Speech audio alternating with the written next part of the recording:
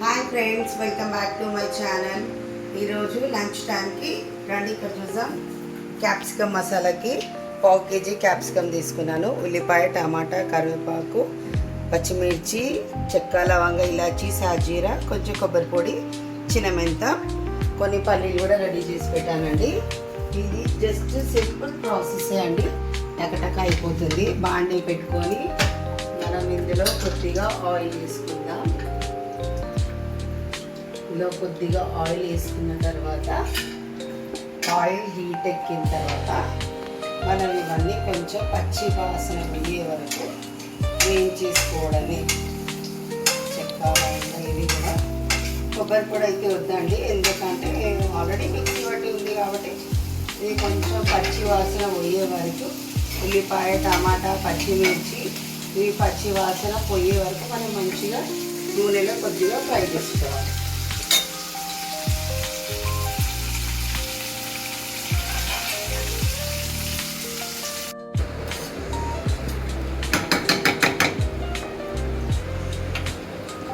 ఇందులో వేసుకోవడమే.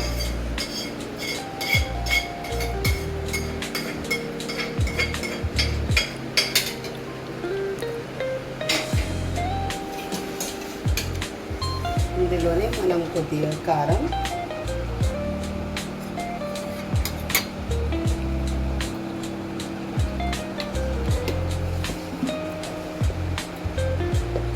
కొద్దిగా పసుపు, ఉప్పు కొద్దిగా వేసుకుంటుంది. మళ్ళీ మనం కర్రీలో కొంచెం వేసుకోవచ్చు. ఇది మనం మిక్సీ పట్టుకోవడం దీన్ని. అల్లం వెల్లుల్లి పేస్ట్ వేసేయాలండి. ఇది ఒకసారి మనం తిప్పేసుకుందాం. మిక్సీ చింతపండు కొంచెం మిక్సీ పట్టిన తర్వాత చింతపండు వేసుకుందాం.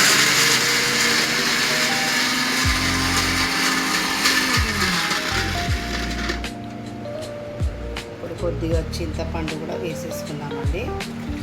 కొద్దిగా వేసేసుకున్నాం.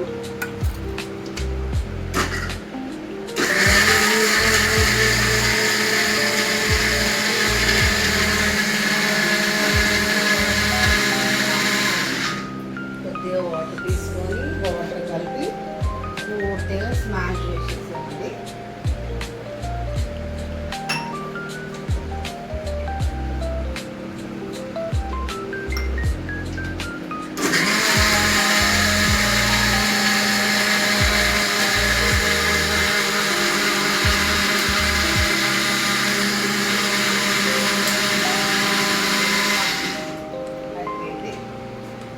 చూడండి పేస్ట్ ఎంత మంచిగా అయిందో.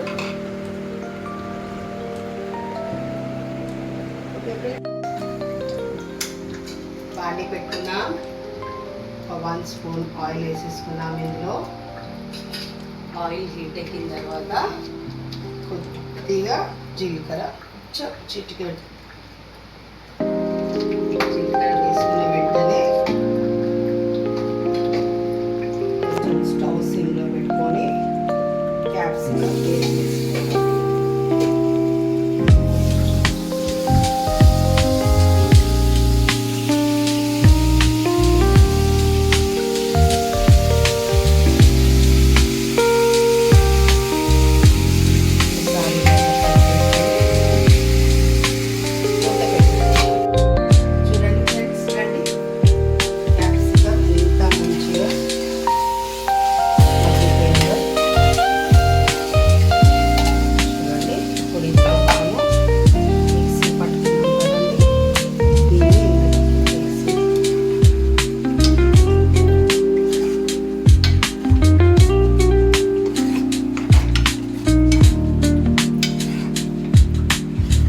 మంచిగా ఉడికిపోయి వాటర్ మంచిగా వెళ్ళిపోయి ఆయిల్ అంతా బయటకు వస్తుందండి. అప్పుడు మన కర్రీ రెడీ అయిపోయింది.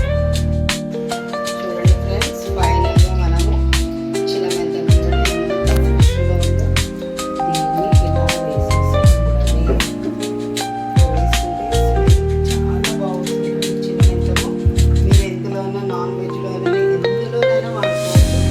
చాలా బాగుంటుంది. యాక్చువల్గా అయితే మా దగ్గర వేస్తారు, నా దగ్గర అది లేదు కాబట్టి చిన్న